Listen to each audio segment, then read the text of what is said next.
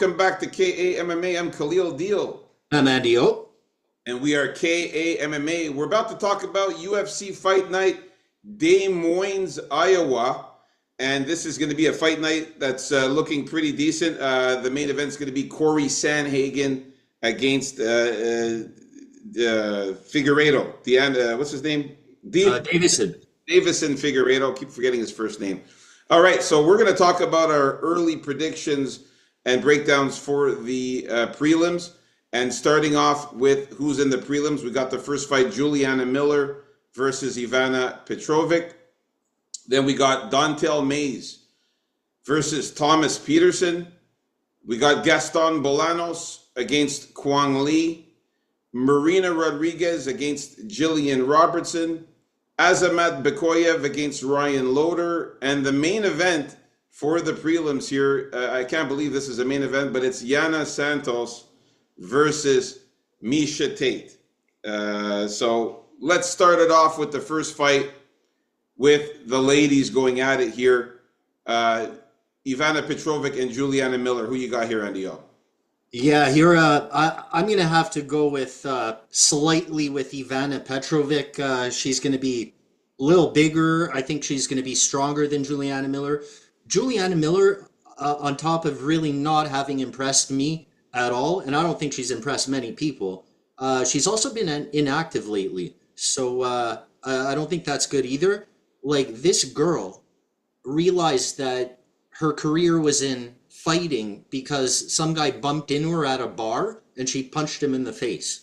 So there you go, man. I have no faith in Miller. I got very little faith in Petrovic either, but we got to make picks here. So give me Petrovic by decision. Yeah, man. Listen, Juliana Miller is so bad.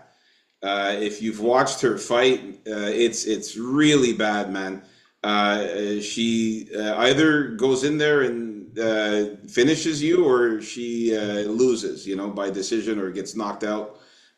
She's 3 for 3, 3 wins, 3 losses. It's really bad. Ivana Petrovic, however, 7-2, much better. She's also going to have a 1-inch height advantage on Juliana Miller and a nice 5-inch reach advantage. It's actually 4.9, but whatever. I'm going to say 5-inch. We'll see how that really, how they stack up once they're face to face also, eh? So. Yeah. But Ivana Petrovic is a much better fighter than Juliana Miller. Juliana Miller, if you've watched her striking, it's really atrocious, man. She throws wild punches. Nothing really connects. She looks very sloppy out there. Like you said, she hasn't fought in a year and 8 months because of surgeries she's had. She got pretty brutally damaged in her last fight against Luana Santos. She got knocked out pretty badly in that fight, and she's had surgeries and stuff like that. So that's why she hasn't fought in almost 2 years. And then the fight prior to that, Veronica Hardy ended up beating her, man. And Veronica Hardy is really not good at all either. The only girl that she actually managed to beat was that horrible Brogan Walker when she made her debut there. So Juliana Miller really is really bottom of the barrel fighter here in the UFC. Not to mention Juliana Miller had a fight canceled against Charlie Judice in February, and Miller withdrew. So stuff going on. Yeah, she's just really not good, man. Petrovic, at least she fought some better fighters like Luana Carolina and lost by decision there. So she also submitted Nao Liang in a couple of fights ago, and then recently lost to Jamie Lynn Hoare. And Jamie Lynn Hoare, we talked about her many times there. It was a split decision between her and Ivana Petrovic. So for that one there, Ivana Petrovic actually could have won that fight and looked pretty decent. I think she should have beat Jamie Lynn Hoare there. She's got good stand-up, Ivana Petrovic. Her striking is much better than Juliana Miller's. Very, very good on the feet compared to her. And she's got some ground game as well. She has submission, so she's she can definitely hold it down if she gets taken down by Juliana Miller. Juliana Miller also likes to get taken down, likes to be on the bottom, which is not a good look. And I could see Ivana Petrovic getting her down, getting on top of her, and ground and pounding or trying to go for a submission. I like Ivana in this one. I just don't see any way Juliana Miller wins this. She's just so horrible at fighting. I'm going to go with Ivana Petrovic to win this one. And I say that she wins probably a decision or a submission, I'm going to say. So, yeah, there we go. Let's move it on up to the next fight here. All right, Dontel Mays against Thomas Peterson. I'm tired of Dontel Mays. I can't do it anymore with this guy. There's been a time where I actually, backed him up, thought that, he could win. And, I picked him even a few times, man, and was sadly disappointed. He's lost 3 of his last 5 fights. The last 2 fights, looked horrible. Against Walter Walker, I remember when he got taken down by him and he got submitted there with that heel hook. That was pretty crazy. That Walter, he looked terrible. That was the last fight, right? The last fight, yeah. He looked terrible. And then before that, Shamil Gaziev was piecing him up on the feet. Won a unanimous decision. His takedown defense is horrible for Dontel Mays. And on the ground, he's just absolutely a fish out of water. He can't do anything on the ground. I like Thomas Peterson to get the win here, man. This guy is a wrestler. He's going to be able to get Dontel Mays to the ground, use his ground game, some ground and pound, and I think he wins by knockout or decision. I think that he's going to be able to either knock out Dontel Mays on the feet or maybe even with ground and pound when he takes him down. Or win a decision just because he does more. Dontel Mays is super slow. He gasses out very quickly. He's slow. He's sluggish. Throws wild punches that you can see coming from a mile away. He has absolutely no skill in punching, Dontel Mays, and he just looks horrible out there. And his volume is so low. I got to go with Thomas Peterson. When he started losing his energy there, Lord Kong here in his last fight, he looked like a clown out there, and it was just awful. Look, the only thing I have to say is Dontel Mays has some finishing potential here because he also has subs, and that's a possibility. I don't think Thomas Peterson has ever been that good. He's just a run-of-the-mill NPC kind of heavyweight to me. But I think a solid, safe game should get him the win here, either by decision, I'm going to call slightly over knockout, but it's going to be by decision or knockout because it's only a matter of time before Dontel Mays gets in his own way. So that's the deal. All right, we're in agreement with this fight as well here. Nice. All right, let's get to the next fight. All right, we got Gaston Bolanos against Kwang Lee. Now this, I think, is a pretty good matchup against some, not so very decent guys. I'm going to go with Gaston Bolanos here because I think he's quicker and I think he has more. His striking is more varied, but he also has a little more power, I would say, than Kwang Lee here. I don't think he's going to get the sub on Kwang Lee. So also he kills dreams. So give me Gaston Bolanos by a decision or knockout. Yeah, Gaston Bolanos, he got that nickname with his explosive fighting style. Like the guy, he's got a track record of like spectacular knockout victories. He's a Muay Thai fighter. He's very fast and lethal. He's been a Muay Thai kickboxer most of his amateur career. He was very good in kickboxing leagues. Very successful as a pro kickboxer. He also now trains with Combat Sports and the Academy. He's learned how to use some ground game now. He's learned how to wrestle a bit, and started learning a bit more on submissions and stuff like that. So he's also developed into a guy who can grapple a bit and use the ground game. Now Kwang Lee, this guy's a more well-rounded mixed martial artist. I mean, the guy's known for like this freestyle kind of style. He's known for his striking power. He's able to finish opponents on the feet. with kicks and punches mostly.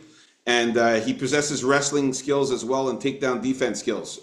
Also some submission abilities as well. So he can effectively switch between striking, wrestling, and grappling, Kwang Lee. So it's going to be a close fight. But the reason why I like Gaston Bolanos is because he's just hits more powerful. The guy's got more power in his hands. And Kwang Lee just recently got knocked out by Long Jiao in his last fight.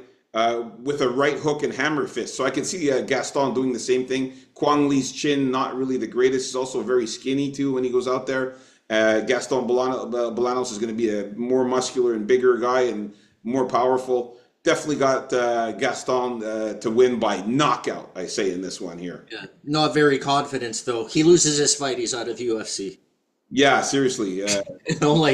So no more dreams for the Dream Killer if he loses this one. Don't forget, Kwang Lee also fought your boy Chris Gutierrez. He lost that fight, but it's a pretty good experience there, if anything. I think, eh?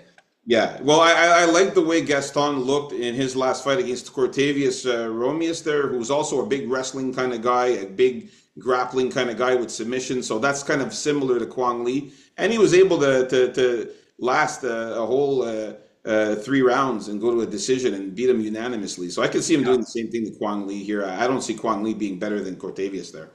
All right. So we're in agreement with the 3 fights so far. Let's get to the next one here.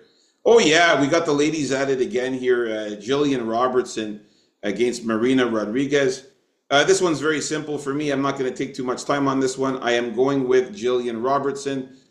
She's the much better grappler, much better jiu-jitsu submission girl. Marina Rodriguez on the ground looks horrible. She's got no ground game at all. Marina Rodriguez is more of a striker. And Marina Rodriguez has not been looking good as of late. She lost 4 of her last 5 fights. It's really, really bad. Losing to Amanda Lemos by knockout, losing to Verna Jandaroba by unanimous decision. Jessica Andrade beat her up pretty badly. It did go to a split decision, that one there, but it was mostly striker versus striker in that one. And then just recently against Yasmin Lucindo, lost a split decision there. So she definitely has a hard time against grapplers and women who could grapple and wrestle. So I definitely see her losing to Jillian Robertson by decision or a submission here. I got Jillian winning by sub or decision. Hands down here, it's going to be easy for her, I think. Yeah, Rodriguez hasn't been particularly active also lately, and I think she's getting on the side of washed here. She's not even as scary with her striking as she used to be. And the thing with Jillian Robertson, we all know what she's good at. It's primarily the grappling and the subbing. But sometimes she has hiccups against more quality girls where I think she'll get the win, but she ends up losing. Maybe 3 years ago, Marina Rodriguez would have been this girl, but considering how she's looked lately and her age, I will give this one Robertson. But she's going to be looking for that sub, but it's going to be hard to do because let's not forget that she's never been sub Mariana Rodriguez. So I think that one of her main goals in this fight is to try and not get subbed, and maybe not even necessarily go for the win as she should. So give me Jillian Robertson by decision or sub. Yeah, I like that. Marina Rodriguez is so much older too, 9 years older than Jillian there. So Jillian Robertson's much younger, much better. And she looks good at this weight class, Jillian Robertson. She definitely looks better at strawweight here. Yeah. So the last fight against Luana Pinheiro, who's actually pretty good. She beat her up pretty badly by decision there. Wasn't able to sub her, but beat her by decision. All right, so so we're in agreement with all 4 fights so far of the prelims. Let's get on to the next one here. All right, we've got Azamat Bikoev against Ryan Loder. Oh, it's me? I got to go with Azamat Bikoev here. I think he's a lot more dangerous. I think he has the desire to go in there and look for the finish. And I think Ryan Loder, the Man of Steel here, is is really a one-trick pony when it comes to, is decent striking to get that grappling going. And he does have skills there when it comes to position. He's good at maintaining position, keeping the guy down, wearing him out. So, but I don't think he's going to do that against Azamat here. I think he's going to fend off those takedowns and really put a hurting on Ryan Loder, maybe even finish him off. So give me by knockout or decision Who you got? for Azamat Bakoev. Okay, yeah. Okay, nice, nice. I like this, man. Same here, man. I'm going for Azamat Bakoev, man. This guy is known for his wrestling heavy type of fighting style. He gets a lot of takedowns. He focuses on grappling and ground control. He's a product of a renowned wrestling academy in Russia. He's got high percentages of finishes via submission and takedowns. And his fights are not typically characterized by long stand-up exchanges. He mostly uses wrestling and ground game here. Ryan Loder is also a wrestler. That's his background, but he's been training with Team Alpha Male, trying to work on his striking and jiu-jitsu, but he had never got any submissions in his career.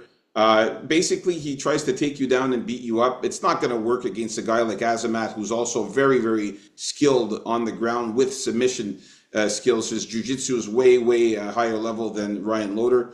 Ryan Loder's coming off of this. He was in the UFL there, and then he also featured on, I think, that Tough Enough, the team Alexa Grasso versus team Shashenko, Valentina Shashenko. I think he was on Valentina Shashenko's team there. He lost against he beat Valentin there in his Yeah, he beat Robert Valentin in his last fight, got a knockout there in that one, which was pretty good. yeah, but I think we see Valentin's not as good as we thought, eh?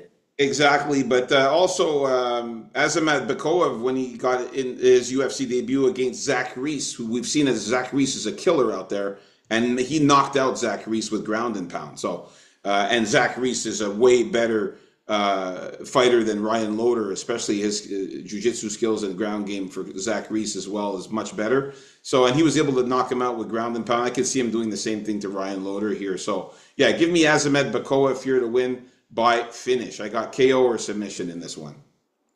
All right, so we're in agreement with all of the fights so far. Let's get to the main event of the prelims. Folks, if you haven't already, please hit that like button, subscribe if you're new, comment, help us out for the algorithm to get the videos out there.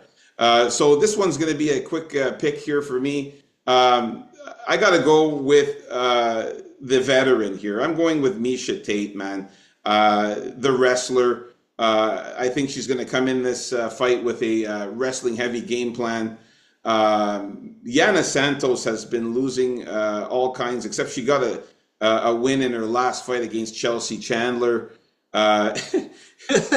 We've seen what Chelsea Chandler's about. Yana Santos fought pregnant a couple times, like recently. Wow, that's just insane. She's a maniac, this one. But just to talk about the win against Chelsea Chandler, we just saw Chelsea Chandler get fucking knocked out last week, okay, by Jocelyn Edwards, and and badly knocked out by Jocelyn Edwards. So, I'm not going to give a medal to Yana Santos for beating Chelsea Chandler here, okay? Oh, boy. Prior to that, she was losing to everybody. Carol Rosa, Holly Holm, Irene Aldana. She was losing. She was on a 3-fight losing streak until that win against that Chelsea Chandler bum. So I got to go with Miesha Tate. She's the better wrestler, better grappler. She looked good in her last fight against Julia Alvila. She subbed her out with a rear naked choke. I think that Miesha Tate is going to come in here and win by submission or decision. I think she's going to outpower Yana Santos on the ground, take her down, stay on top. Yana Santos sucks on the ground. She has a hard time getting back up when taken down. I got Miesha Tate winning this one all day here. Submission or decision for me. Despite her age, I still think Miesha Tate, like you said, will be able to apply her wrestling, and she's going to win it that way. If she still wants to fight and wants to get this win, I think she has a bit more of a dog in her than Yana Santos, and I think that'll propel her to the win. So I'm going to go with decision or submission for Miesha Tate. So there you have it, folks. Our early predictions and breakdowns for the prelims. me and NDO agreeing on all of the fights in the prelims here. That's a very good sign. I like that. Stay tuned for our main card coming up next. PCRPA MMA. Let's get it.